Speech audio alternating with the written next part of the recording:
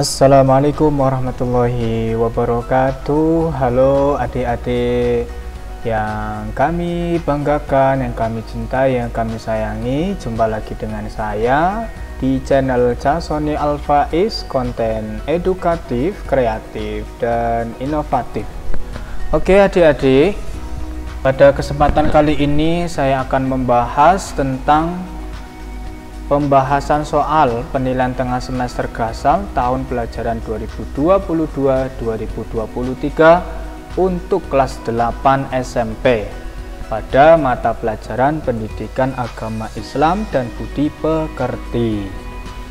Pada video sebelumnya adik-adik sudah mempelajari, sudah melihat video tentang kisi-kisi penilaian tengah semester. Nah, di video ini kita akan bahas apakah kalian sudah bisa mengerjakan PTS-nya dengan baik dan benar atau belum. Oke, kita simak video berikut ini. Oke, bagi adik-adik teman-teman yang baru menemukan channel ini, bisa subscribe dan like, komen channel ini. Semoga bermanfaat. Mari kita simak bersama. Oke, soal yang pertama ini menjelaskan tentang pengertian kepada kitab-kitab Allah. Soalnya seperti ini ya, kurang lebih seperti ini ya adik-adik. Sebagai seorang muslim yang sudah akil balik, wajib hukumnya beriman kepada kitab-kitab yang Allah turunkan kepada Rasulnya. Nah, pengertian beriman kepada kitab-kitab Allah Subhanahu wa ta'ala adalah A. Mempercaya dan meyakini dengan sepenuh hati bahwa Allah Subhanahu wa ta'ala telah menurunkan kitab-kitabnya kepada para rasulnya untuk disampaikan kepada seluruh umat manusia. B. Mempercayai dan meyakini dengan sepenuh hati bahwa Allah Subhanahu wa ta'ala telah menurunkan kitab-kitabnya kepada para rasul. C. Mempercayai dan meyakini dengan sepenuh hati bahwa Allah Subhanahu wa ta'ala menurunkan kitab-kitabnya kepada para rasul pilihan. D. Mempercayai dan yakini dengan sepenuh hati bahwa Allah Subhanahu wa ta'ala telah menurunkan kitab-kitabnya kepada para rasulnya untuk dirinya sendiri. Oke adik-adik, silakan pilih jawabannya apa? Oke, 1, 2, 3. Oke, sekarang kita cek coba jawabannya yang benar apa? Iya, jawabannya adalah A, yaitu mempercayai dan meyakini dengan sepenuh hati bahwa Allah Subhanahu wa ta'ala telah menurunkan kitab-kitabnya kepada para rasul untuk disampaikan kepada seluruh umat manusia. Oke, berikutnya nomor 2. Peserta didik dapat menyeleksi jumlah kitab beserta nabi yang menerimanya. Soalnya jumlah kitab yang diturunkan kepada nabi dan rasul ada banyak. Namun yang wajib diimani ada 4, yaitu ya ini harus memilih ya anak-anak. Ya adik-adik harus memilih ini. Harus sesuai. Ini ada 4, cuman adik-adik harus milih mana yang sesuai. Kitab yang diturunkan kepada nabinya, kepada nabi dan rasul itu harus sesuai. Yang pertama, yang A, kitab Zabur diberikan kepada Nabi Isa alaihissalam. B, kitab Injil kepada Nabi Musa. C, kitab Al-Quran kepada Nabi Muhammad. D, kitab Taurat diberikan kepada Nabi Daud. Oke, silakan adik-adik pilih yang mana. Tuh, 2, 3. Oke, kita cek jawabannya apa. Ya, jawabannya ada di C ya, kitab Al-Quran diturunkan kepada Nabi Muhammad. Di pembahasan coba dilihat jumlah kitab yang wajib diimani oleh seseorang muslim hanya ada 4, yaitu kitab Zabur yang diberikan kepada Nabi Daud alaihissalam, Taurat kepada Nabi Musa, Injil kepada Nabi Isa, dan Al-Quran kepada Nabi Muhammad. Jadi jawabannya C ya. Oke, berikutnya nomor 3. Suhuf adalah A. Wahyu-wahyu Allah SWT yang diterima oleh para rasul dalam lembaran-lembar yang terkumpul. B. Wahyu-wahyu Allah yang diterima oleh para rasul dalam buku. C. Wahyu-wahyu Allah yang diterima oleh para rasul dalam lembaran-lembar yang terpisah. D. Wahyu-wahyu Allah yang diterima oleh para rasul dalam buku yang diarsipkan. Oke, silakan adik-adik pilih jawabannya apa. Iya. Oke, jawabannya ada di pilihan C.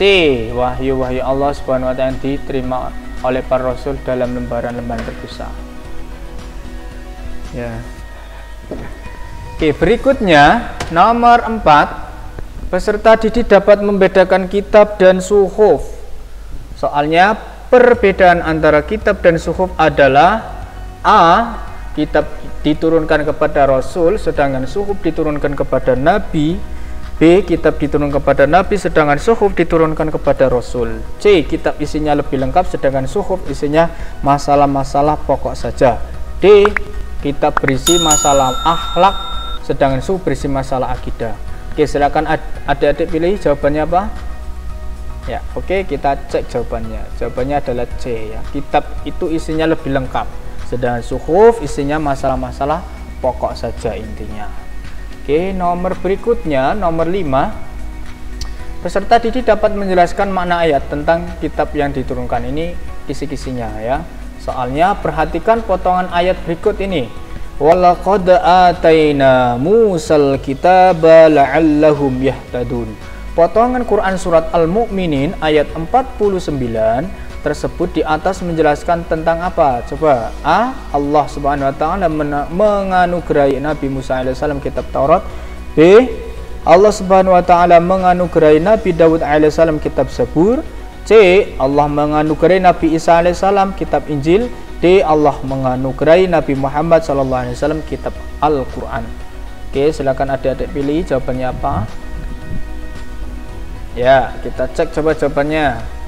Iya, jawabannya ada di poin A, yaitu ayat di atas itu menjelaskan tentang kitab yang Allah turunkan kepada Nabi Musa, yaitu berupa kitab Taurat. Jawabannya A ya ini.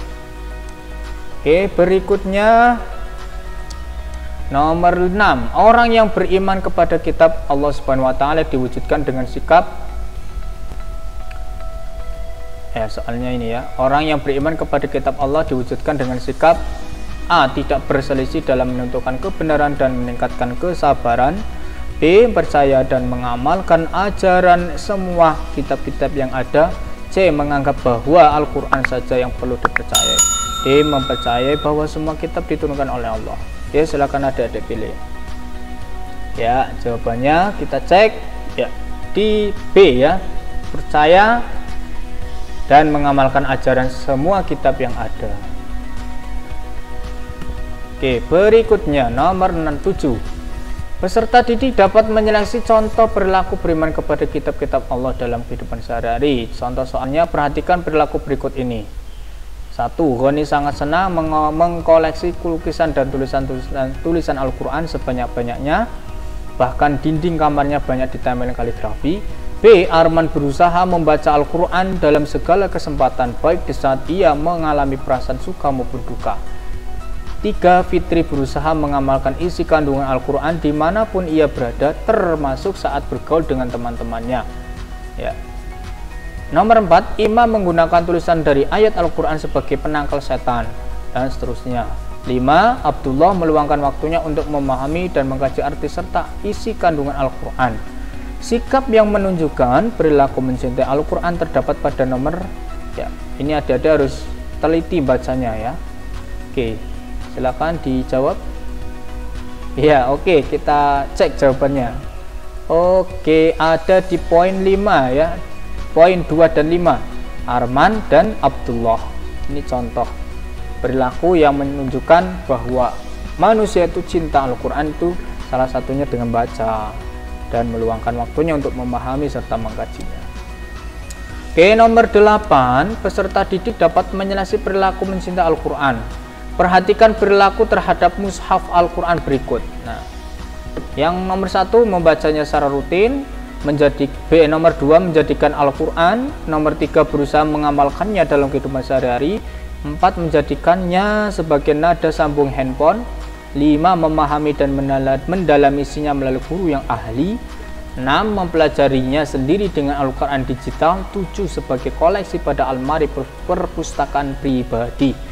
Perilaku tersebut yang paling tepat dalam mengekspresikan rasa cinta kita kepada Al-Quran terdapat pada nomor A 135, B 246, C 357, D 46 dan 7. Oke, silakan adik-adik pilih jawabannya apa. Ya, kita cek coba. Ya, jawabannya A ya, jadi 1, 3, dan 5. Oke, nomor 9. Peserta didik dapat menyebutkan Al-Quran sebagai pedoman bagi umat manusia. Soalnya seorang muslim seharusnya menjadikan Al-Quran itu sebagai A. pedoman hidup agar selamat di dunia dan akhirat, B. pedoman hidup agar selamat di dunia, C. pedoman hidup agar selamat di akhirat, D. pedoman hidup agar selamat dari azab. Ya, jawabannya apa adik-adik? Iya, jawabannya A ya, pintar. Al-Quran adalah pedoman hidup bagi umat Islam agar selamat di dunia dan akhirat. Nomor 10. Peserta didik dapat menyeleksi hikmah beriman kepada kitab-kitab Allah. Nah, soalnya yang termasuk hikmah beriman kepada kitab-kitab Allah adalah A. memberikan petunjuk kepada manusia mana yang benar dan mana yang salah, B. pedoman agar manusia saling berselisih dalam menentukan kebenaran, C. hati manusia menjadi tentram ketika melihat orang lain kesusahan, D. manusia dapat mengetahui betapa besarnya perhatian dan kasih sayang Allah Subhanahu wa taala kepada para hamba dan makhluknya sehingga membuat manusia kufur. Oke, silakan adik-adik pilih jawabannya apa yang benar. Ya, 1, 2, 3. Oke, kita cek jawabannya apa yang benar. Ya, jawabannya yang benar adalah di poin A ya. Salah satu hikmah beriman kepada kitab Allah adalah memberikan petunjuk kepada manusia mana yang benar dan mana yang salah. Oke, jelas ya Al-Quran itu. Oke, nomor 11. Peserta didik dapat mendefinisikan arti qalqalah. Soalnya dalam ilmu tajwid ada istilah qalqalah yang artinya A. memantul atau pantulan, B. memutar, T. membalik, D. memutar. Oke, silakan adik-adik pilih ya. Iya, oke, kita cek coba jawabannya apa. Ya, jawabannya ada di poin A. Pembahasannya secara bahasa arti dari qalqalah adalah memantul atau pantulan. Ya, jawabannya A ya, adik-adik. Oke, nomor 12 coba kita cek. Peserta didik dapat menyebutkan huruf qalqalah. Soalnya jumlah huruf qalqalah itu ada 5, yaitu A. ba, jim, dal, to, fa, B. ba, jim, dal, to, qaf, C. ba, jim, dal, to, kaf, D. ba, jim, dal, to, lam. Oke, jawabannya yang benar apa adik-adik? Iya, jawabannya B ya.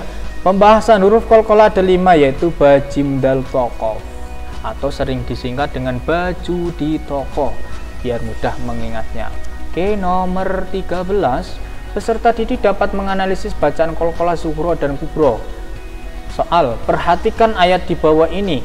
Lam yalid wa lam yulad. Ayat di atas mengandung 2 bacaan qalqalah secara berturut-turut, yaitu A. kubra semua, B. sughra lalu kubra, C. sughra semua, D. kubra lalu sughra. Oke, silakan adik-adik pilih jawabannya apa. Ya, coba kita cek ya. Ya, jawabannya ada di poin B. Coba kita perhatikan di sini ya, di ayatnya lam yalid. Nah, di dal ini huruf dal ini huruf qalqalah yang mati di tengah kalimat. Ini berarti namanya qalqalah sughra ini. Kemudian dal yang kedua ini mati di akhir kalimat atau akhir kata, itu dinamakan dengan qalqalah kubra. Oke, jawabannya B ya. Oke, nomor 14.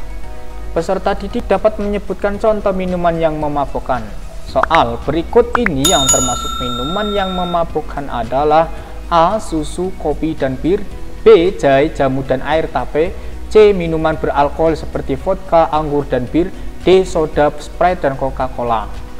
Oke, silakan dipilih adik-adik jawabannya apa. Ya, coba kita cek jawabannya yang benar apa. Ya, ada di poin C. Contoh minuman yang mengandung alkohol adalah vodka, anggur, dan bir. Jawabannya C ya ini. Jelas sudah ada ini, ada tandanya, rambu-rambunya sudah ada di sini.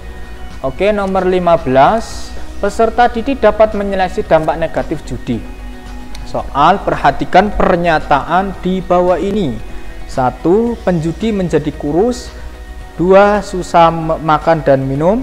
3. Keluarga menjadi terlantar. 4. Lebih cepat sakit dan meninggal.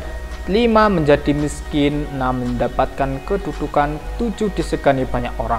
Dari pernyataan di atas yang menunjukkan dampak negatif dari judi terdapat pada nomor 1, 2, 3, 4, B 1345, C 245 dan 6, D 356 dan 7. Oke, adik-adik harus paham ya, harus teliti, harus dibaca satu-satu. Ini soalnya literasi semua ini ya. Oke, jawabannya apa yuk? Ya, kita cek coba jawabannya apa.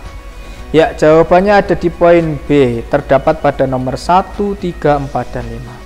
Oke adik-adik, untuk soal pembahasan soal PTS ini sampai di sini dulu ya. Nanti kita bahas di part keduanya, yaitu nanti ada di nomor 16 sampai 40, karena di PTS tahun ini ada 40 soal.